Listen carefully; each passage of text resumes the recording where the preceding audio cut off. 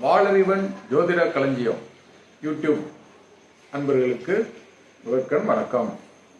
இன்னைக்கு இந்த ஜோதிடத்தில் சனி கிரகத்திற்கு எதன் அடிப்படையில் 19 ஆண்டுகள் கொடுத்தாங்க அப்படின்றத பற்றி, தசாகாலம் 19 ஆண்டுகள் கொடுத்தாங்கன்றத பற்றி பார்ப்போம். சனியின் ஒரு சுற்று காலம் என்பது 29.6 ஆண்டுகள். இதை நாளா கணக்கெடுத்தோம்னா நாட்கள்ல சொன்னோம்னாக்கா 10,811 நாட்கள் ஆகுது. இந்த வக்ர காலம் இருக்கு இல்லையா, ஒரு வருஷத்துக்கு 140 நாள். அப்போ இந்த 140 நாளை 29.6 ஆண்டுகளுக்கு பெருக்கணும்னு சொன்னோம்னாக்கா 4,144 நாட்கள் எடுத்துக்குது. அப்போ சுற்றுக்காலம் என்பது முழுமையாக 10,811 நாட்கள். இதுல வக்கர காலங்கள் 4,144 நாட்களை கழிச்சோம் சொன்னோம்னாக்க மீதி வரக்கூடியது 6,667 நாட்கள்.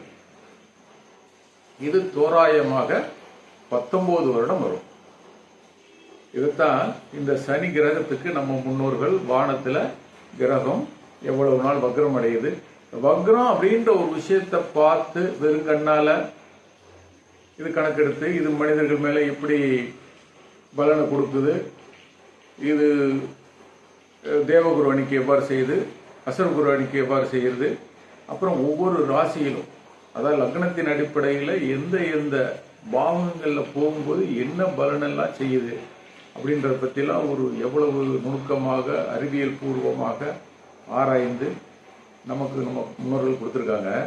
இதை முழுமையாக சரியாக கொண்டு சேர்க்காமல் பாதியில் எங்கோ எதன் அடிப்படையிலோ யாராலோ தவறு செய்யப்பட்டு நமக்கு இதனுடைய அடிப்படை கணக்கில் தெரியாம போச்சு. இதை கடந்த 4-5 ஆண்டுகளாக ஆய்வு செய்து இதை எப்படியும் நம் இளைய சந்ததியினருக்கு கொண்டு சேர்க்கணும் அப்படின்றதுக்காக இந்த முயற்சி எடுத்து செஞ்சிட்டு இருக்கேன். இது ஏற்கனவே 2 கிரகங்களுக்கு எதன் அடிப்படையில் தசாகாலம் அப்படின்னு சொல்லி பார்த்தாச்சு. நாளை இன்னொரு கிரகத்தை பார்ப்போம். நன்றி, வணக்கம்.